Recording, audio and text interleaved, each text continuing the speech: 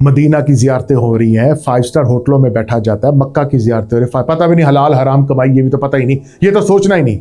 बस अल्लाह ने बुला लिया जी मुझे, ठीक है बुला लिया आपको। अल्लाह तो ये सारे फासिकों को भी वहाँ जाने देता है, दरवाजे इन्हीं के लिए तो खुलते हैं। ये जितने दरवाजे हरम के काबे के खुलते हैं, ये क्या नेक लोगों के लिए खुलते हैं, किन के लिए खुलते हैं दुनिया में, देख लें, वो आपको पता है। अल्लाह तो उनको भी बुला रहा है। फिर ये कोई कसौटी नहीं है, कसौटी ये नहीं होती, कसौटी ये है कि what are you doing for the sake of Allah. These are not the things that you are right और रॉन्ग। वो तो अल्लाह की मर्जी है। किसी को मुनाफिक बैठे हुए मदीना में, इस टाइम बैठे हुए यहूद बैठे हुए, नूरुद्दीन जंगी के दौर में, रहमतुल्लाह अलैह के दौर में, क्या वो 2 क्रिश्चियंस नहीं थे बैठे हुए जो नबी की कब्र जो खोदने के चक्करों में थे? क्रिश्चियन थे या यहूद थे, दोज और क्रिश्चियंस बैठे हुए थे वो। ये कोई बात नहीं होती, याद रखिएगा। खल्के तदबीर, खल्के तकवीन, अल्लाह ने सबको फ्री विल दी है। अल्लाह की मर्जी है, वो उसको बाईपास करता है, अल्लाह की मर्जी वो पकड़ लेता है। आपका रोल क्या है, मेरा रोल क्या है? हमें लोग पूछते जी अल्लाह किधर है गजा में जो कुछ हो रहा है, तुम किधर हो गजा में जो कुछ हो रहा है? You where are you? मैं बिजी हूँ टिकटॉक पे, मैं बिजी हूँ फेसबुक पे, मैं जी सट्टे लगा रहा हूँ, मैं जी ऑनलाइन गैम्बलिंग करता हूँ, मैं जी बहुत बड़ा खिलाड़ी हूँ, मैं जी बहुत बड़ा माचो मैन हूँ, मैं जी इंजीनियर हूँ, मैं डॉक्टर हूँ। आपको नहीं पता हम लोग एक इज्जतदार लोग हैं, आपके पास तो ये वैल्यूज है। लेकिन सवाल अल्लाह पे करते हैं, अल्लाह ताला किधर है, गजा में क्या हो रहा है?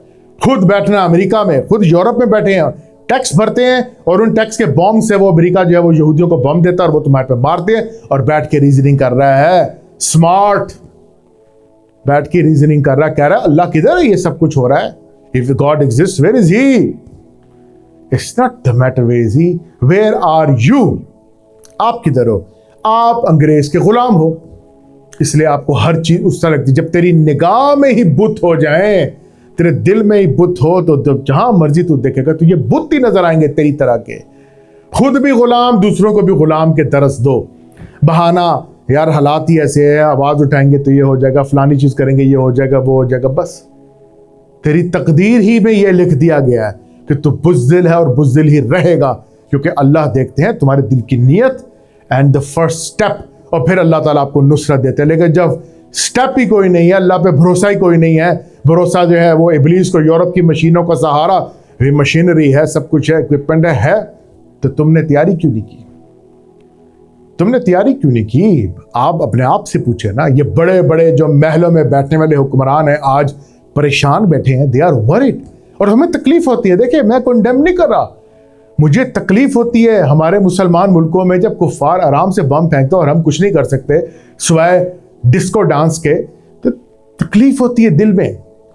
लेकिन क्या करें, तकलीफ के साथ गुस्सा भी आता है, और फिर अल्लाह के बारे में सोचते हैं कि अल्लाह ने इनको वार्न किया था, खास तौर पर अरबों को, तुम्हारी तो मादरी ज़बान में कुरान है, तुम्हें इन चीज़ों से कभी तुमने कोई वाज हासिल नहीं किया, कुरान जो बार बार बोलता है, तो फिर आज सफ़र करो, सिमर इन योर ओन सूप।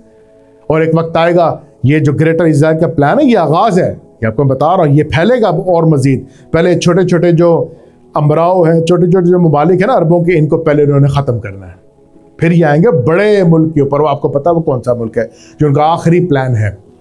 और दूसरी तरफ इंडिया को पाकिस्तान के साथ एंगेज करके किसी ना किसी तरीके से अब खोखला करेंगे, जो कि नेतन्याहू ने वाज़े बोल दिया था कि 2 ऐसी नेशंस हैं जिनके पास न्यूक्लियर आर्म्स नहीं होना चाहिए था, एक स्टेट ऑफ ईरान और एक पाकिस्तान, और ये उनके जहन में खटक रहा है, और India is the best candidate to use that thing against Pakistan.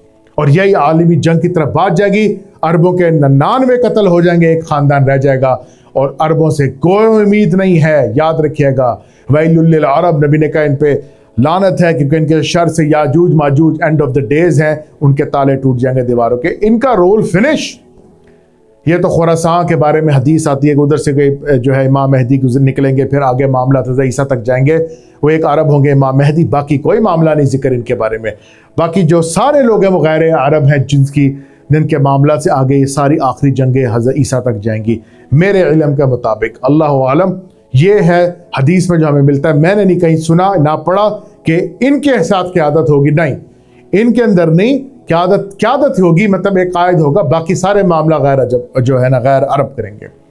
बाकी अल्लाह जानता है एग्जैक्टली होना क्या है, किस तरह क्या होना है। मैं किसी को कंडेम नहीं करता, लेकिन मैं ये बता रहा हूँ कि start evaluating your own self, scrutiny करें अपने आप की, आपको पता चल जाएगा आप क्या कर रहे हैं। और मादे की दुनिया, ये AI की दुनिया, ये है वो सारी आखिरी बर्बादी, और आखिरी बर्बादी इन सब मुसलमानों की इसी से होनी है। और कुछ नहीं पता चलना क्या सच है क्या झूठ है, सारी ज़िंदगी फंबल कर करके आप लोग अपनी कब्रों में चले जाएंगे। वाखिर दावाना अनिल हम्दुलिल्लाहि रब्बिल आलमीन।